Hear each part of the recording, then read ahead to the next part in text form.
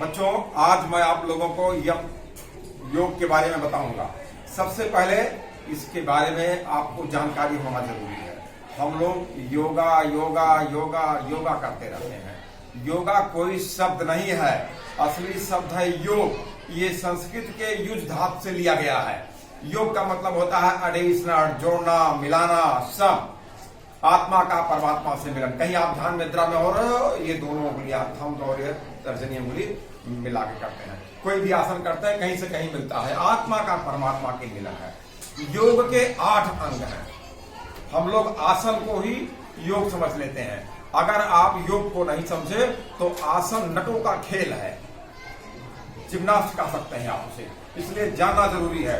तो 8 अंग इसके हैं: यम, नियम, आसन, प्राणायाम, प्रत्याहार, धारणा, ध्यान, समाधि। तो आज हम आपको यम के बारे में बताने जा रहे हैं कि यम के भी 5 अंग हैं। आप देखिए, अहिंसा, सत्य, अस्तेय, ब्रह्मचर्य, अपरिग्रह। आसन करने से पहले इन सब चीजों को जानना जरूरी होता है। यम के अंदर 5 भाग हैं। अहिंसा, अहिंसा आप समझते हो, अहिंसा 3 प्रकार की होती है: मनसा, वाचा, कर्मणा। मन से, वचन से, कर्म से किसी भी जीवधारी को, किसी भी जीव का हिंसा नहीं करना है, उसको हर्ट नहीं करना है। ये आपके अंदर होना चाहिए। सत्य, ट्रूथनेस, सत्य जो है टिल डेथ, सत्य का साथ कभी नहीं छोड़ना चाहिए। आप लोग देखा कि दुर्योधन के साथ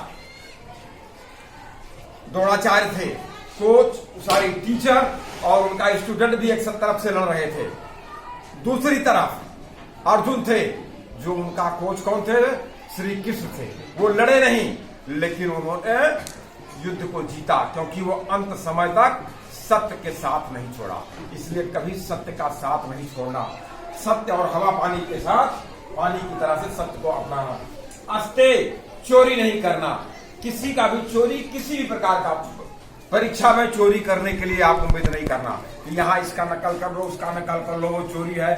चोरी किसी भी रूप में हो सकती है। किसी भी प्रकार की चोरी नहीं करना है। जैसे किसी की थीसिस उठा करके कोई लिख दिया, बोला हमने लिखा है। किसी का शेर उठा करके किसी ने पढ़ दिया, बोला हमने पढ़ा है। वो भी एक तरह का चोरी है। समय पे, कार्यस्थल पे न जाना चोरी है। अपनी पूरी क्षमता के अनुसार काम न करना भी चोरी है। किसी प्रकार की भी चोरी एक योगी को नहीं करना चाहिए। यह अस्तेय के अंदर आ गया। ब्रह्मचर्य, आप लोग जानते हैं, कठोर अनुशासन। अभी तो सरकार ने 25 साल या 21 साल कर दिया है, पहले भी था, ये योग में भी लिखा हुआ है। 25 साल तक कठोर अनुशासन, ब्रह्मचर्य का पालन करना चाहिए। मन से, वचन से, कर्म से ब्रह्मचर्य होना चाहिए, जिससे आप स्वस्थ रहोगे, आपके चेहरे की कांति बढ़ेगी, आपका दिमाग पढ़ाई लिखाई में लगेगा, आप अपने टारगेट को अचीव कर सकते हो। 5वां है अपरिग्रह। अपरिग्रह का मतलब है जरूरत से ज्यादा संचय नहीं करना। आप ईश्वर पे भरोसा रखिए, जिसने आपको जन्म दिया है, जो आप कर्म कर रहे हो।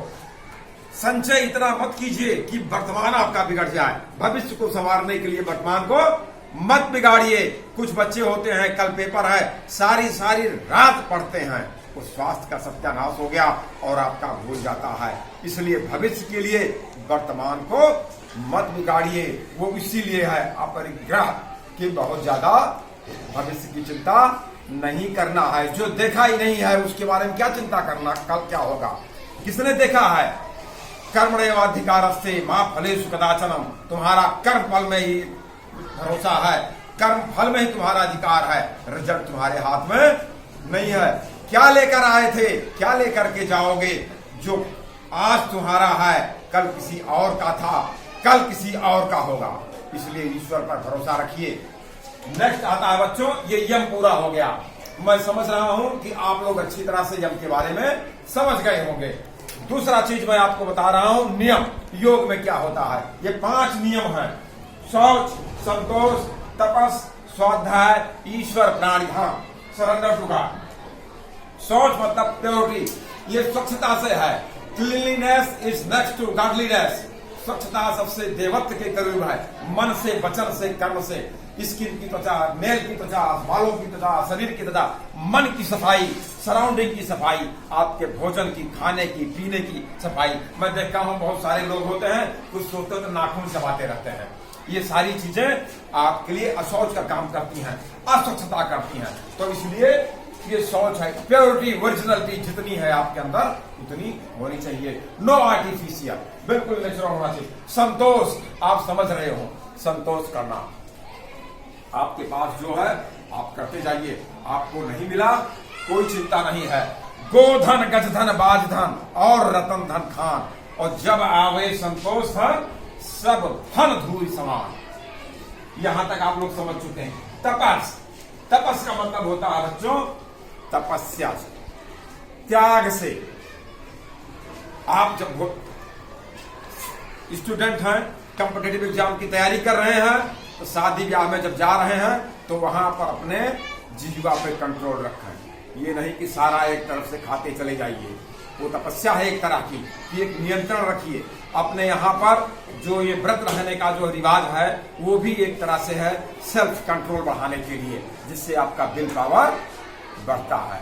जैसे किसी दिन कोई कार्यक्रम होता है, स्कूलों में बहुत मिठाइयां बढ़ती हैं, बहुत सारे लोग हैं बिल्कुल नहीं खाते हैं, वो उसको कंट्रोल करने के लिए वो चीज यहाँ पर तपस है कि आप अपने आप को सेल्फ कंट्रोल रखिए। ये नहीं कि कोई आपको अच्छी चीज दिख जाए तो आप विचलित हो जाएं, क्योंकि अभी आप स्टूडेंट हो। जब तक आप अपने पैर पे नहीं खड़े हो रहे हो, चाहे आप कॉम्पिटिटिव एग्जाम की तैयारी कर रहे हैं या क्लास में पढ़ रहे हैं या बोर्ड की तैयारी कर रहे हैं, वो अंदर आपके अंदर विल पावर आनी ही चाहिए। वो आप मान के उसको चलिए। उसके बाद नेक्स्ट वेरी इंपॉर्टेंट टॉपिक है नियम के तहत स्वाध्याय। आपको कोई भी टीचर और कोई भी किताब उतना बढ़िया नहीं पढ़ा सकती है जितना बढ़िया आप स्वाध्याय से पढ़ सकते हैं। आपको नहीं समझ में आ रहा है, आप बार बार पढ़िए, बार बार लिखिए। स्वाध्याय यहाँ सेल्फ स्टडी। हम लोग जब कॉलेज में हुआ करते थे, इंटरमीडिएट हाई स्कूल में हुआ करते थे, तो 15 दिन 20 दिन की प्रिपरेशन लीव हुआ करती थी। उसमें कोई टीचर स्कूल में नहीं बुलाता था। और थोड़ा सा पहले एक हमारे प्रिंसिपल सर थे, बहुत पहले रिटायर्ड हो गए हैं, वो कहा करते थे अगर कोचिंग कहीं जाते हो तो दिसंबर जनवरी में बोले बंद कर दो। तो सर क्या करें? तो अभी सेल्फ स्टडी करना। वो योग में है कि सबसे ज्यादा इंपॉर्टेंट आपका क्या है? Self study.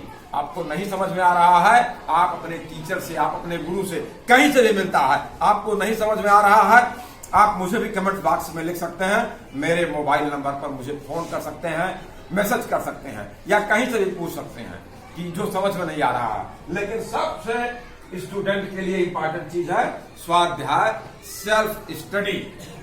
उसके बाद ईश्वर प्राण ध्यान, सरेंडर टू गॉड। इतना सब करने के बाद में भी अगर हमारी इच्छा के अनुरूप परिणाम नहीं मिला तो कोई टेंशन नहीं लेना है। तेरा तुझको अर्पण क्या लागे मेरा, ये तुम्हारा ही बनाया हुआ है, तुम ही ने हमको भेजा था, हमने पूरा प्रयास किया, तो शायद तुम हमको और भी अच्छा बनाना चाहते हो। सरेंडर टू गॉड, ईश्वर प्राण ध्यान, सब कुछ ईश्वर को समर्पित कर दीजिए, ईश्वर की इच्छा मान लीजिए, अपने काम को खूब मेहनत से कीजिए।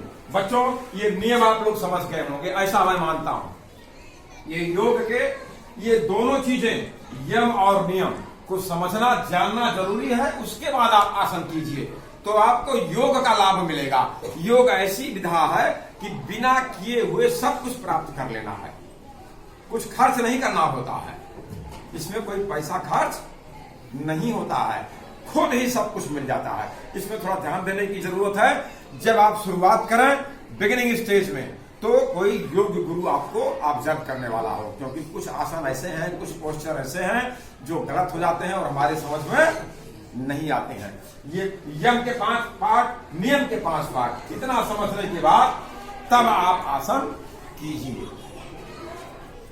ये मैं समझता हूं कि ये वीडियो आप लोगों के काम का होगा, और इसमें अगर किसी को कोई डाउट है, कोई पूछना चाहता है, तो कमेंट्स बॉक्स में हमें लिख सकते हैं, हमको फोन भी कर सकते हैं। Thank you, thank you.